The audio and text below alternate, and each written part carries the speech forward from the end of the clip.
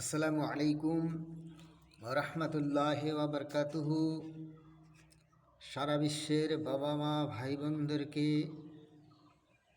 কতগুলো জিনিস ইঙ্গিত দিয়ে জানাচ্ছি যে আমরা বিশ্বের সমস্ত মুসলমান বিশাল ধরনের আমরা ভুলের মধ্যে ডুবে আছি। সারা বিশ্বে আমাদের অনেক ভাই নায়ক নায়িকা হয়ে গেছে। ইহারা অনেকেই নিজের শারীরিকের দিকে লক্ষ্যভেদ করে না, পোশাকের দিকে লক্ষ্যভেদ করে না। বিভিন্ন রকমের টকি থিয়েটার, বিভিন্ন রকমের ছবি, বিভিন্ন রকমের খাটো পোশাক পরে তারা পৃথিবীর বুকে ভ্রমণ করছে। আল্লাহ তাবারক তাআলা বলেছেন যে সারা বিশ্বের বান্দা আমার, তোমরা একবার আমাকে স্মরণ করো এবং আমার সমস্ত জিনিস আমি যে তোমাদের উপর নিক্ষেপ করেছি এবং সৃষ্টি করেছি তোমাদের জন্য। তাই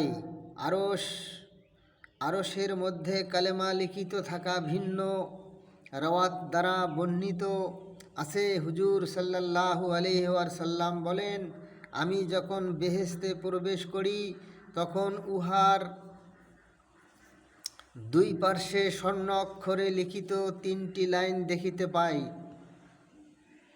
প্রথম লাইনে ছিল লা ইলাহা ইল্লাল্লাহ মুহাম্মাদুর রাসূলুল্লাহ।